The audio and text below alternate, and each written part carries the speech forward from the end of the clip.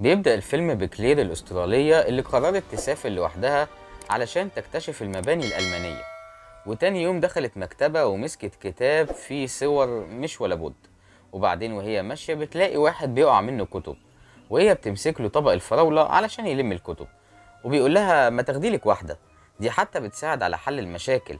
الناس اللي بتسافر لوحدها أكيد بتدور على حاجة، فبتاخد فراولاية علشان تحل مشاكلها، وبتجد حقا إنها فعلا رائعة.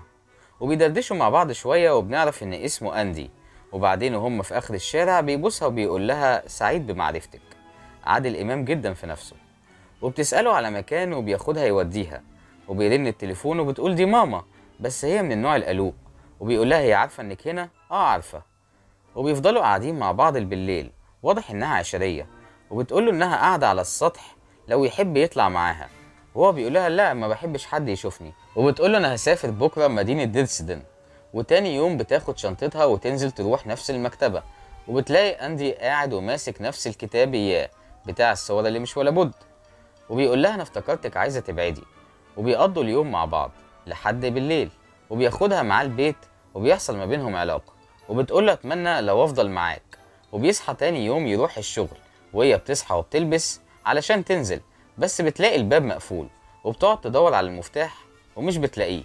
وبيرجع أندي للبيت وبتقول له أنا ما لقيتش المفتاح، وبراءة الأطفال في عينيها. وبيقضوا اليوم سوا، وبالليل بيسهروا بره. وتاني يوم قبل ما ينزل بتقول له هات المفتاح، وبيقول لها موجود على الترابيزة. وبتقوم كلير تتمشى في الشقة، وبتلاقي ألبوم صور فيه صورة ليها بظهرها ومكتوب على كتفها ملكي، بتاعتي يعني. وبتدور على السلسلة اللي كانت لابساها لكن مش بتلاقيها. وبتروح تبص على نفسها في المراية، بتلاقي نفس الكلمة. وبتحاول تفتح باب الشقة بالمفتاح اللي اداهولها، لكن المفتاح مش بيفتح. وبتحاول تفتح الإزاز، وده كمان مش بيفتح. وبتجيب الشاحن علشان تشحن تليفونها، وبتلاقي إن مفيش شريحة أصلا. وبتدرك وقتها إنها مخطوفة. وبتجيب كرسي علشان تكسر الإزاز، لكن برضه مش بيتكسر. وبتحاول تاني وتالت، والإزاز بيتكسر. وبعدين بتلاقي إزاز تحته مضاد للكسر. وبيفتح أندي الباب، وهي بتقول له يا سبحان الله ده أنا كنت لسه هخرج. وبيدخل وبيقفل الباب، وبتقول له هجيلك تاني. وبيقول لها بصي جبتلك إيه؟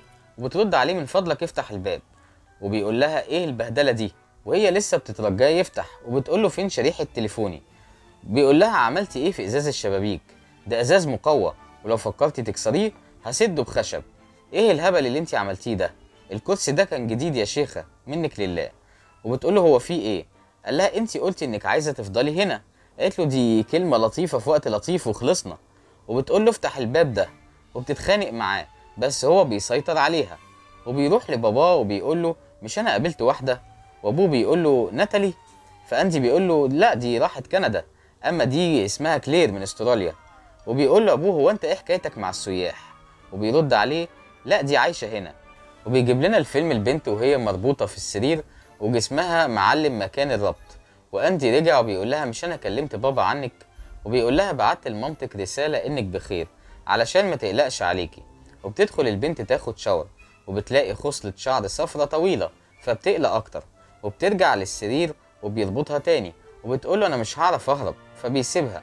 وبينزل هو من هنا، وبتقوم كلير تنكت الشقة يمكن تلاقي المفتاح. وبيرجع يلاقيها قاعدة، وبتقابله بابتسامة، وبتلعب بالبازل اللي جابهولها. وبتقول له ممكن تساعدني؟ وبيقعد يلعب معاها. وبتروح مدبسة ايده بالمفك في الترابيزة، وبتاخد المفتاح وبتفتح، وهو بيحاول يشيل المفك. وهي بتنزل وهو بينزل وراها، وبتحاول تفتح باب تاني علشان تخرج ومش بيفتح. وعمالة تصرخ ومفيش حد بينقذها. وراح كسل لها صباحها، والبنت اغمى عليها، قام شايلها وطالع بيها. وبعديها بكام يوم بتيجي تقعد جنبه، وبيمارس هوايته المفضلة اللي هي التصوير. وبيدخل غرفة خاصة مقفولة. وتاني يوم وهو في الشغل في المدرسة بيشوف طالبة وبتلفت نظره بخفتها ورشاقتها. وبنرجع تاني لكلير، واللي بتفضل تحاول تهرب أو تفتح باب الأوضة الخاصة اللي بيقعد فيها لوحده، وبتفشل. وبيجي الراجل يقصلها ضوافرها ويغير لها الجرح ويحميها، وحاجة حنان الأم على الآخر. وبتجيله البنت فرانكا بتاعة المدرسة، وبتخبط على الباب، وبيقول لكلير لو فتحتي بقك هقتلها. وبيروح يفتح لها الباب، وكلير بتطلع والبنت بتشوفها بس ما بتتكلمش، والبنت بتقوله انا شفتك بتبصلي، وبيقول لها انا بصيت لك لان ادائك كان مميز، وبيزعق لها وبيقول لها لو جيتي هنا هبلغ عنك. وبتسأله كلير مين دي واسمها ايه، وبيقول لها دي طالبة عندي واسمها فرانكا.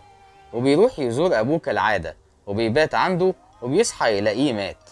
ولما بيرجع لكلير بيقول لها ان ابوه مات، وهي بتقول له انا افتكرتك مش هترجع. وبتعزف وبيجيب لها كتاب علشان الكريسماس وكلب كمان، وبياخدها يخرجها في الغابة علشان ما تقولش انه مخرجهاش. وبيقابله ولد صغير بيقول ان اخوه وقع ورجله اتصابت، وهي بتقول له اتصل بالبوليس، لكنه مش فاهم منها حاجة لانها بتتكلم لغة مختلفة. وبيروحوا على البيت وبيكمل تصوير، وبيخرج هو وهي بتفتح الأوضة المقفولة وبتشوف الكاميرا وألبوم مليان صور لبنات واضح انه كان خاطفهم قبلها.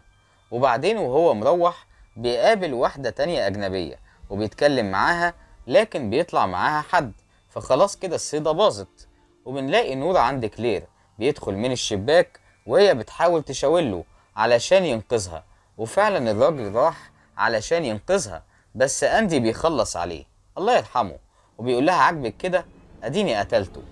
وبعدين وهو بيصحح الكشاكيل بتلمح كلير اسم فرانكا، وهو بيقول لها لمي حاجتك علشان هعقم الشقة بكرة. وبتروح تحرق ايديها وتقول له هاتلي الكريم من الحمام علشان تحط لفرانكا رسالة علشان تنقذها. وبتفتح فرانكا الكشكول وبتلاقي صورة، فبتقفله تاني وبتطلب تروح الحمام، وبتخرج على بيت أندي والصورة بتقع منها وهي قايمة.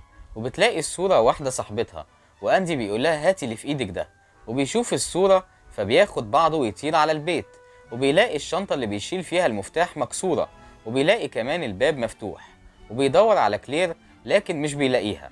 وبعدين كلير بتندهله وبتقفل عليه باب الشقة، وبتلاقي الباسبور وحاجتها في كيس، وبتطلع فرانكا من مكان كانت مستخبية فيه، وبتمشي كلير وهي مش مصدقة إنها بقت حرة مرة تانية.